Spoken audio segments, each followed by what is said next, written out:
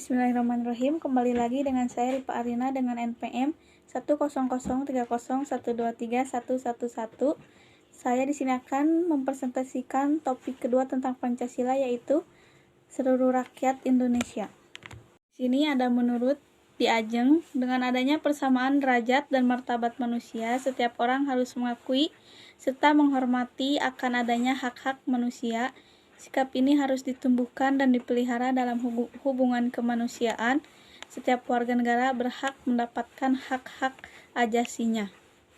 Menurut perspektif Islam, Islam memandang bahwa semua manusia itu baik, entah itu perempuan atau laki-laki, semua memiliki derajat yang sama di hadapan Allah Subhanahu wa Ta'ala. Yang membedakan antara mereka adalah tingkat ketakwaannya, sebagaimana Allah berfirman dalam Quran Surat Al-Hujurat ayat 13, sisi lain Allah telah menginstruksikan agar setiap muslim berlaku adil. Fenomena atau contoh kasus yang Diajeng ambil adalah tentang kasus yang diangkat adalah seorang WNI yang membela Israel dan menyalahkan tindakan yang dilakukan Hamas.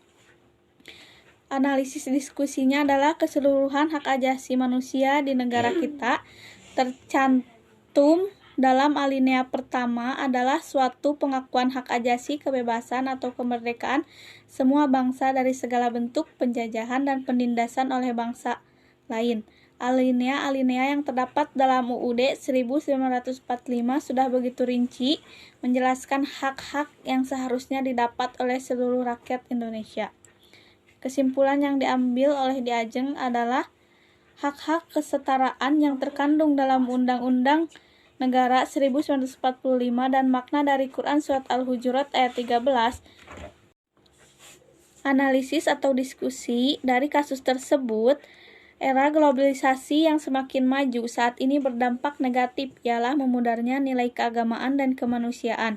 Dampak negatif lainnya ialah terkikisnya rasa cinta nilai bangsa Indonesia yang selama ini telah mendarah daging dan menjiwai kehidupan masyarakat.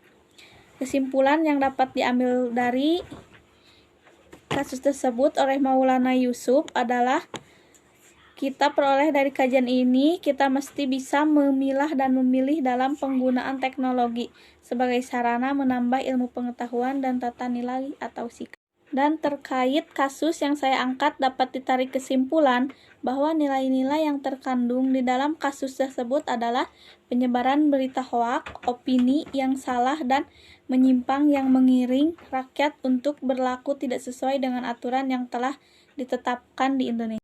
Menurut Maulana Yusuf, globalisasi ialah suatu fenomena yang unik terjadi pada peradaban manusia yang berjalan terus-menerus dalam masyarakat di seluruh dunia yang mencakup bagian ekonomi, sosial, budaya, politik, dan teknologi.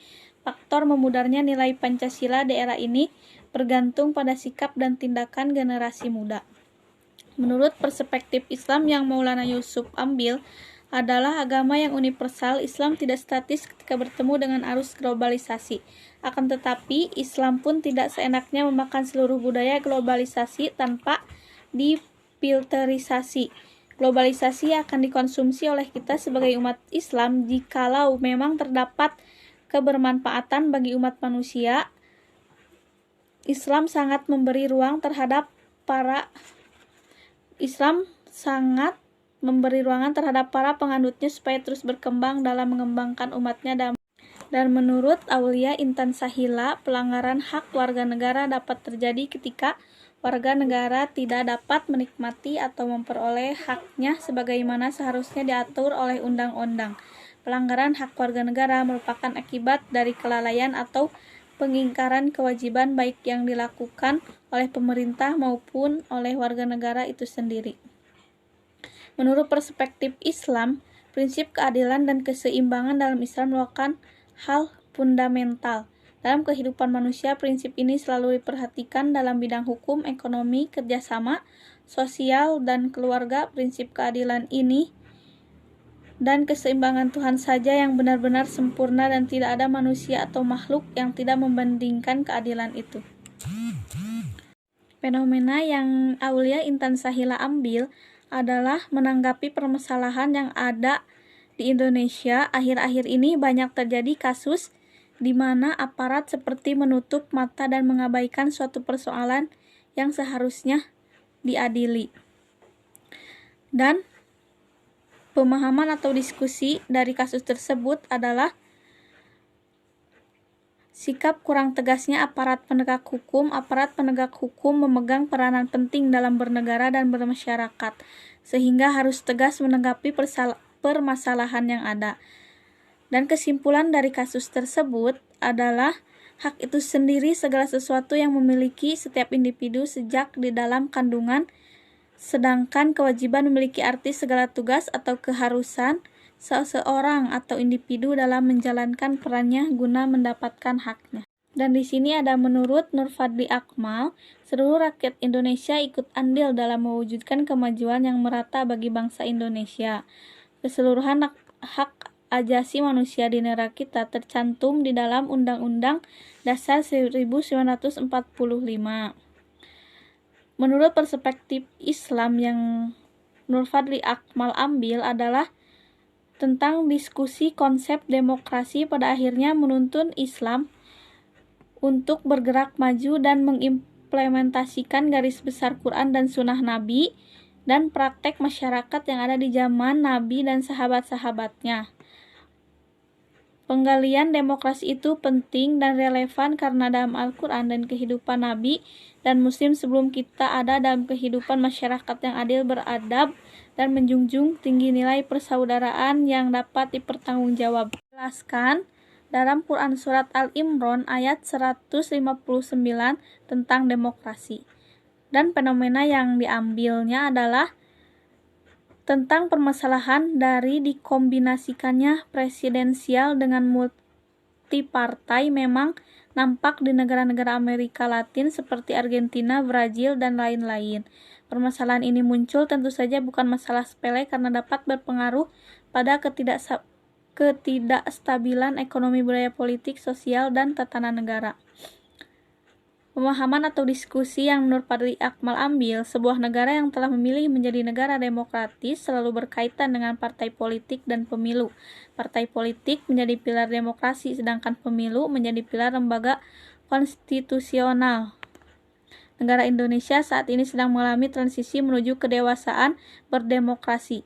Dan kesimpulan dari kasus tersebut ialah nilai yang bias kita peroleh, yaitu kita mesti bisa memilah dan memilih pemimpin yang ikut andil dalam mewujudkan kemajuan yang merata bagi bangsa Indonesia lewat pemilihan umum agar meningkatkan kehidupan yang lebih baik di negara Indonesia.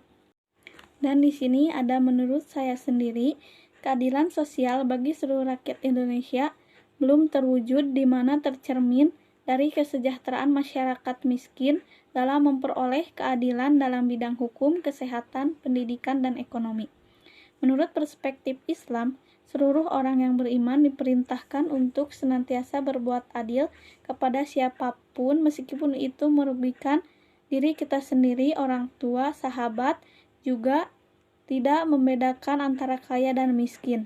Seperti firman Allah Subhanahu wa ta'ala dalam Quran Surat An-Nisa ayat 135, dijelaskan keadilan menempati posisi unik dalam filsafat dan merupakan topik utama filsafat politik.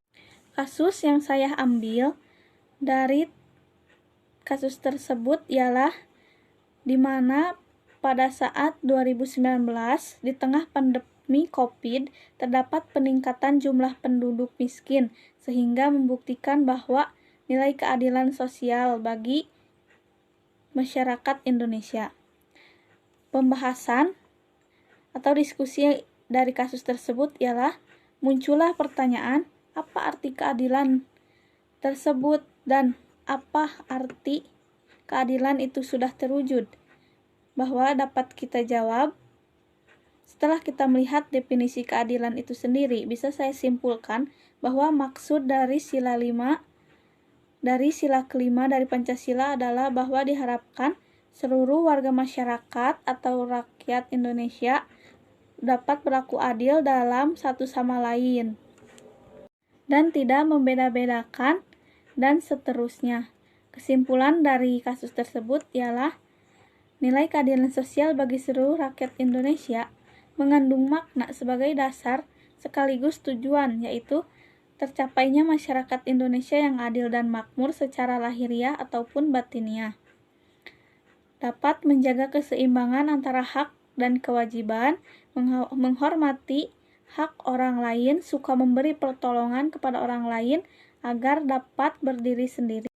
Mungkin itu yang dapat saya presentasikan tentang topik seluruh rakyat Indonesia. Mohon maaf apabila terdapat kata-kata yang tidak berkenan dalam hati. Semoga bermanfaat. Assalamualaikum warahmatullahi wabarakatuh.